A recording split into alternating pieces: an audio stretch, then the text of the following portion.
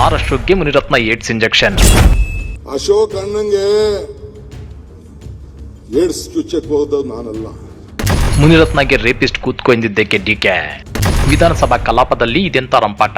ವಿಪಕ್ಷ ನಾಯಕ ಆರ್ ಅಶೋಕ್ ಅವರಿಗೆ ಬಿಜೆಪಿ ಶಾಸಕ ಮುನಿರತ್ನ ಏಡ್ಸ್ ಇಂಜೆಕ್ಷನ್ ಹಾಕಿಸಲು ಯತ್ನಿಸಿದ್ರ. ಈ ಬಗ್ಗೆ ವಿಧಾನಸಭಾ ಕಲಾಪದಲ್ಲಿ ಡಿಸಿಎಂ ಡಿಕೆ ಶಿವಕುಮಾರ್ ಹೇಳಿದ್ದೇನೋ.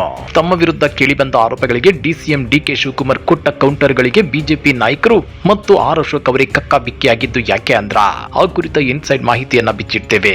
ಆದ್ರೆ ಅದಕ್ಕಿಂತ ಮೊದಲು ಹಲೋ ಕನ್ನಡ ಯೂಟ್ಯೂಬ್ ಚಾನೆಲ್ ಅನ್ನ ಸಬ್ಸ್ಕ್ರೈಬ್ ಮಾಡ್ಕೊಳ್ಳಿ. ಹಾಗೇನೇ ಪಕ್ಕದಲ್ಲಿರೋ ಬೆಲ್ ಬಟನ್ ಅನ್ನು ಪ್ರೆಸ್ ಮಾಡಿ. ನಿನ್ನೆ ವಿಧಾನಸಭೆಯಲ್ಲಿ ಅಸಭ್ಯ ಪದಪ್ರಯೋಗದ ಆರೋಪದ ಹಿನ್ನೆಲೆಯಲ್ಲಿ ಕಾಂಗ್ರೆಸ್ ಮತ್ತು ಬಿಜೆಪಿ ನಾಯಕರ ನಡುವೆ ತೀವ್ರ ವಾಗ್ವಾದ ನಡೆಯಿತು.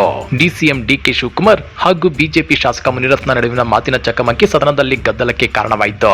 ಬೆಂಗಳೂರಿಗೆ ಸಂಬಂಧಿಸಿದ ವಿಷಯಗಳ ಬಗ್ಗೆ ಚರ್ಚೆ ವೇಳೆ ವೈಯಕ್ತಿಕ ಆರೋಪ ಮತ್ತು ಪ್ರತ್ಯಾರೋಪಗಳು ಕೇಳಿಬಂದವು.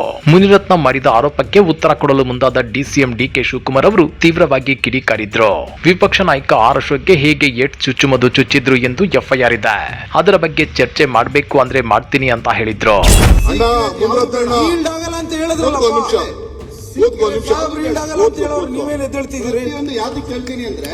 ಒಂದ್ ನಿಮಿಷ ಕೂತ್ಕೊಳ್ರಿ. ಅಶೋಕ್ ಅಣ್ಣಂಗೆ ಏಡ್ಸ್ ಚುಚ್ಚಕ್ಕೆ ಹೋದ ನಾನಲ್ಲ. ಏಡ್ಸ್ ಇಷ್ಟೊಂದು ಎಫ್ಐಆರ್ ಇದೆ. ಈಗ ಯಡಿಯೂರಪ್ಪನ ಮನೆ ಏನಾಯ್ತು ಅಂತ ನನ್ನ ಹೇಳಬೇಕಾಗಿಲ್ಲ. ಮಾತಾಡಕ್ಕೆ ಅವಕಾಶ ಕೊಡ್ತೀರಾ ಇಲ್ಲ?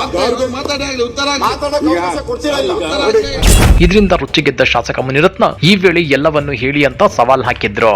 ಆಯ್ತಣ್ಣ ಮುನಿರತ್ನ ಕೂತ್ಕೊಳ್ಳೋಣ ಅಂತೇಳಿ ಡಿಕೆಶಿ ಸಿಟ್ಟಾದ್ರು. ಈ ವೇಳೆ ಡಿಸಿಎಂ ಡಿಕೆ ಶಿವಕುಮಾರ್ ಮಾತಿಗೆ ಆರ್ ಅಶೋಕ್ ಅಶ್ವಥ್ ನಾರಾಯಣ ಆಕ್ಷೇಪ ವ್ಯಕ್ತಪಡಿಸಿದ್ರು. ಆದ್ರೆ ಮುನಿರತ್ನ ಚರ್ಚೆಗೆ ಪಟ್ಟು ಹಿಡಿದ್ರು. ಹೀಗಾಗಿ ಸದನದಲ್ಲಿ ಭಾರಿ ಗದ್ದಲ ಕೋಲಾಹಲ ಉಂಟಾಯಿತು. ಇಲ್ಲಿ ಇಡೀ ಸನ್ನಿವೇಶವನ್ನ ಗಮನಿಸಿದ್ರೆ ಆರ್ ಅಶೋಕ್ ಅವರು ಡಿಸಿಎಂ ಡಿಕೆ ಶಿವಕುಮಾರ್ ಮತ್ತು ಮುನಿರತ್ನ ಅವರ ಆರೋಪ ಪ್ರತ್ಯಾರೋಪದಲ್ಲಿ ಮೂಕ ಪ್ರೇಕ್ಷಕರಾಗಿದ್ರು. ಇವರಿಬ್ಬರದ್ದು ಇವತ್ತು ಮುಗಿಯೋದಿಲ್ಲ.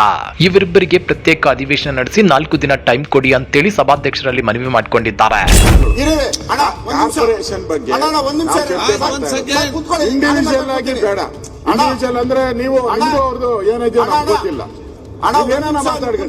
ಇಲ್ಲಿ ಇನ್ನು ಬಹಳ ಚರ್ಚೆ ಇದಕ್ಕೆ ಒಂದಿನ ಸಾಗಲ್ಲ, 4 ದಿನ ಬೇಕಿದೆ. ಅದಕ್ಕೆ ಸಪರೇಟ್ ಆಗಿ ಅವರಿಬ್ಬರು ಒಂದೇ ನಿಮಿಷ ಅಧಿವೇಶನ ಮಾಡ್ಬಿಟ್ಟು ಅವರಿಬ್ಬರಿಗೆ ಒಂದು ಅಧಿವೇಶನ ಮಾಡ್ಬಿಟ್ಟು ಅವರಿಬ್ಬರಲ್ಲಿ ಏನ್ ಬೇಕಾದ್ರೂ ಮಾಡಬೇಕು. ನಮ್ದು ಈಗ ಕಾರ್ಪೊರೇಷನ್ ಬಗ್ಗೆ ಏನಿದೆ ಸಂಬಂಧಪಟ್ಟಿದ್ದು ಎತ್ತಿದ್ದಾರೆ. ಪರ್ಸನಲ್ ಆಗಿ ನೀವು ಕುಂತ್ಕೊಳ್ಳಿ, ನಾನ್ ಮಾತಾಡ್ಕೊಳ್ತೀನಿ. ಆರ್ ಅಶೋಕ್ ಅವರಿಗೆ ಏಡ್ಸ್ ಇಂಜೆಕ್ಷನ್ ಚುಚ್ಚೋದಕ್ಕೆ ಮುನಿರತ್ನ ಕಡೆಯಿಂದ ಯತ್ನ ನಡೆದಿತ್ತು ಅನ್ನೋ ಆರೋಪ ಎಫ್ಐಆರ್ ನಲ್ಲಿದೆ ಅನ್ನೋ ಮಾತುಗಳಿವೆ.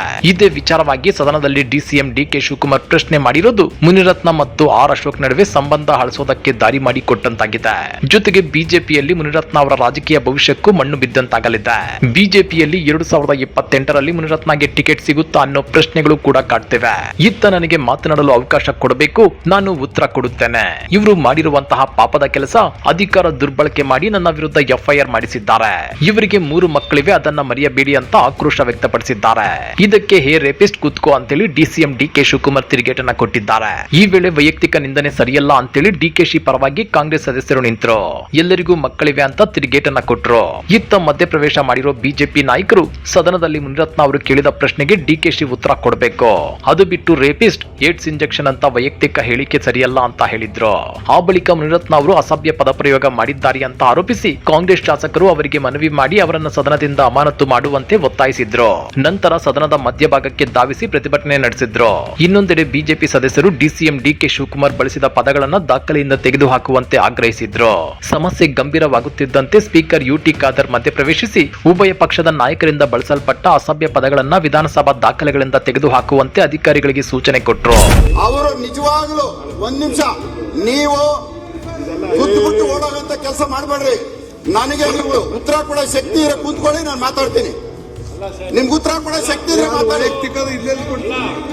ಮುಖ್ಯಮಂತ್ರಿಗಳು ಬೆಂಗಳೂರು ಬಗ್ಗೆ ಮಾತಾಡ್ತಿರೋ ಈ ಪರ್ಸನಲ್ ವಿಚಾರ ಈ ಬೆಂಗಳೂರು ವಿಚಾರ ಹೋಗುವಂತದ್ದಾಗುತ್ತೆ. ದಯವಿಟ್ಟು ಸರ್ ಕೂತ್ಕೊಳ್ಳಿ ಸರ್. ಇದು ಎಂಎಲ್ಎಗಳು ನಾಳೆ ದಿನ ಎಲ್ಲರೂ ಎಂಎಲ್ಎಗಳಿಗೆ ಡ್ಯಾಮೇಜ್ ಮಾಡ್ತಾರೆ. ಇವತ್ತು ಇಲ್ಲಿರ್ಬೋದು, ನಾಳೆ ಅಲ್ಲಿರ್ಬೋದು. ಇದು ಸ್ಪಷ್ಟವಾಗಿ ಒಂದು ಉತ್ತರ ಸಿಗ್ಬೇಕು. ಸರ್ ಕೂತ್ಕೊಳ್ಳಿ ಸರ್, ಒಂದ್ ನಿಮಿಷ. ನನ್ನ ದಮ್ಮು ತಾಕತ್ತು ತೋರಿಸಬೇಕಾ? ಡಿಕೆಶಿ ವಿಡಿಯೋ ಬಿಟ್ಟು ಬಿಜೆಪಿ ವಾಗ್ದಾಳಿ. ವಿಧಾನಸಭೆ ಅಧಿವೇಶನದಲ್ಲಿ ಡಿಸಿಎಂ ಡಿಕೆ ಶಿವಕುಮಾರ್ ಶಾಸಕ ಮುನಿರತ್ನ ನಡುವೆ ವಾಗ್ವಾದ ನಡೆದಿದೆ. ಈ ವೇಳೆ ನನ್ನ ಯೋಗ್ಯತೆ ದಮ್ಮು ತಾಕತ್ತು ತೋರಿಸಬೇಕಾ ಅಂತೇಳಿ ಡಿಸಿಎಂ ಡಿಕೆ ಶಿವಕುಮಾರ್ ಗರಂ ಆಗಿದ್ದಾರೆ. ಸದ್ಯ ಈ ಹೇಳಿಕೆಗೆ ಬಿಜೆಪಿ ವಿರೋಧಿಸಿದ್ದು, ಡಿಸಿಎಂ ಡಿಕೆ ಶಿವಕುಮಾರ್ ಅವರು ಆ ದಿನಗಳ ಗೂಂಡಾಗಿರಿ ಬಿಡೋದಿಲ್ಲ ಅಂತ ಟೀಕಿಸಿದೆ. ಆ ಕುರಿತ ವಿಡಿಯೋ ಒಂದನ್ನ ಸೋಷಿಯಲ್ ಮೀಡಿಯಾದಲ್ಲಿ ಹಂಚಿಕೊಂಡು ಕುಟುಕಿದೆ. ಹಾಗಾದ್ರೆ ಆ ವಿಡಿಯೋದಲ್ಲಿ ಏನಿದೆ ಗೊತ್ತಾ? ಮುನಿರತ್ನ ನನ್ನ ತಾಕತ್ ಬೇಕಾ? ಇಲ್ಲ ನೋಡಿ, You want my ತಾಕತ್? ನನ್ನ ಯೋಗ್ಯತೆ, ನನ್ನ ದಮ್ಮು, ನನ್ನ ಯೋಗ್ಯತೆ, ನನ್ನ ದಮ್ಮು, ನನ್ನ ತಾಕತ್ತು. ನಾವು ಕೂಡ ಪಾಸಿಟಿವ್. ಗುರುವಾರ ವಿಧಾನಸಭೆಯಲ್ಲಿ ಬೆಂಗಳೂರಿಗೆ ಸಂಬಂಧಿಸಿದಂತೆ ಚರ್ಚೆ ವೇಳೆ ನನ್ನ ಪ್ರಶ್ನೆಗೆ ಉತ್ತರ ಕೊಡೋ ತಾಕತ್ತಿದೆಯೇ ಅಂತೇಳಿ ಶಾಸಕ ಮುನಿರತ್ನ ಕೇಳಿದಾಗ ನನ್ನ ಯೋಗ್ಯತೆ ತಾಕತ್ತು ದಮ್ಮು ತೋರಿಸಬೇಕಾ ಅಂತ ಸಿಡಿದೆದ್ರು.